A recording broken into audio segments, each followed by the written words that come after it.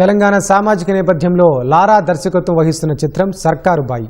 ఈ చిత్రానికి తుమ్మల ప్రఫుల్ రామరెడ్డి నిర్మాతగా వ్యవహరిస్తున్నారు.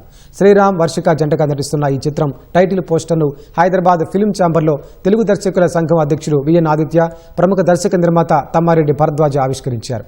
ఈ చిత్రానికి తుమ్మల ప్రఫుల్ రామరెడ్డి నిర్మాతగా వ్యవహరిస్తున్నారు. దాదాపు 75 ఏళ్ల క్రితం జరిగిన సామాజిక అంశాన్ని చిత్రీకరించడం పట్ల దర్శక నిర్మాతలకు పలువురు అభినందనలు తెలిపారు.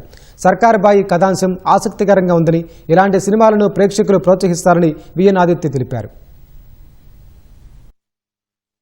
కెరియర్ బిగినింగ్లో ఇలాంటి ఒక పీరియాడికల్ సినిమా అంటే వింటేజ్ కావచ్చు, లేదా తెలంగాణ సాయుధ పోరాటం గురించి మనం ఎన్నో విన్నాం, ఎన్నో చూసాం.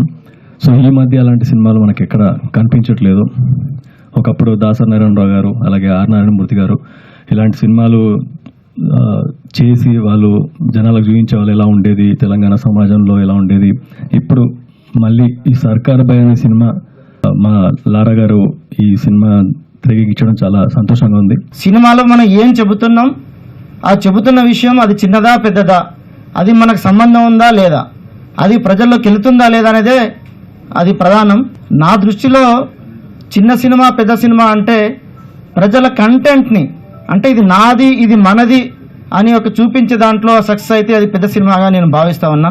ఇది 75 సంవత్సరాలు 80 సంవత్సరాలు అయిపోయిన స్వతంత్రం వచ్చి ఇంకా ఈ దేశంలో ఇంకా అలాగే ఉంది, మారలేదు. ఇంకా చాలా మార్పు వచ్చింది, మారలేదని నేను అన్ను, మారింది కానీ మారాల్సినంత మారలేదు ఇంకా. సో ఆ సమస్య కొత్త సమస్య కాదు, ఇంకా ఉన్న సమస్య.